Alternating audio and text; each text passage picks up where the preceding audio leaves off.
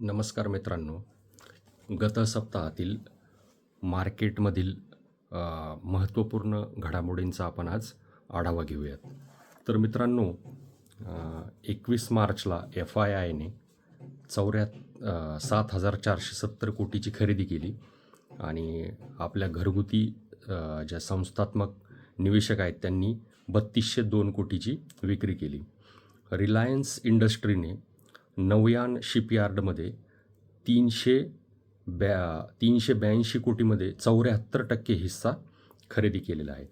तर lemon tree हॉटेलने Vrindavan आणि नवसारी येथे नवीन प्रॉपर्टी खरेदी केलेली आहे. वाटेक वाबागला म्युनिसिपल वॉटर प्रोजेक्टसाठी $100 मिलियन कॉन्ट्रॅक्ट मिळालेलं आहे.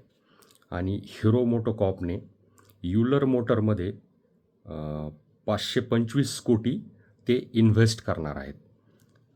तेजस नेटवर्कला 123 कोटी PLI स्कीम अंतर्गत पैसे मिळालेले आहेत. त्यामुळे तो शेअर 13% वाढलेला आहे. तर मित्रांनो, हे जे महत्त्वपूर्ण करार झालेले आहेत या कंपन्यांकडे आपल्याला लक्ष ठेवायचं आहे. तर शुक्रवारी जे ADR आहेत, ICICI बँकेचा ADR 2.1% वाढला. इन्फोसिसचा ADR हा 1.4% वाढला आणि HDFC बँकेचा ADR हा 1.3% वाढलेला आहे. ब्रेंट क्रूड 0.2% वाढून $72.16 पर बॅरलवरती बंद झालेला आहे. तर रुपया 39 पैसे वधारून 85.96ला बंद झालेला आहे. भारताचं फॉरेक्स रिझर्व्ह हे $0.31 बिलियनने वाढलेलं आहे आणि ते सध्या आता $654.57 बिलियन इतकं ते झालेलं आहे. US डॉलर इंडेक्स 0.23% वाढून 104.9 वरती तो बंद झालेला आहे.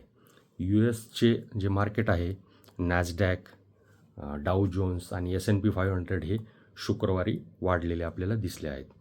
तर मित्रांनो, वेगवेगळ्या रिपोर्टनुसार रेसिप्रोकल टॅरिफबद्दल जी काही भीती व्यक्त करण्यात येत होती, तर असं काही घडणार नाही आहे. वेगवेगळ्या रिपोर्ट असं सांगतायत की त्याची जी काही तीव्रता पूर्वी जी दाखवली होती, तर ती तीव्रता तितकी नसणार आहे.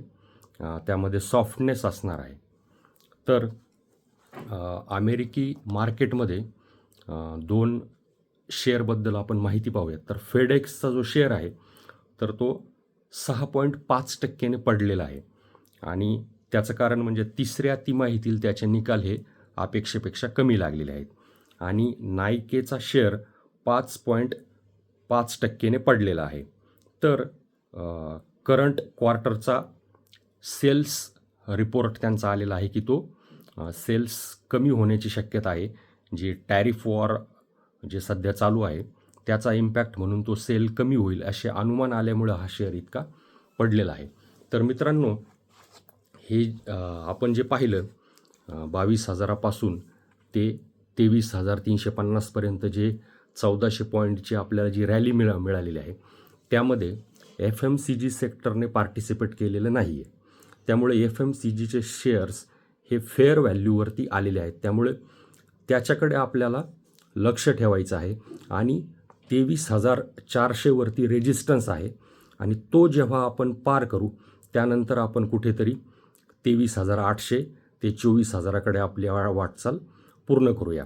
या संपूर्ण वाढीमध्ये आपल्याला लक्ष द्यायचं आहे ज्या कंपन्या वाढलेल्या नाहीत, फेअर व्हॅल्यूवरती आहेत आणि ज्या ब्ल्यूचिप कंपन्या आहेत त्याकडे आपल्याला लक्ष द्यायचं आहे. तुर्तास इथेच थांबूया. धन्यवाद.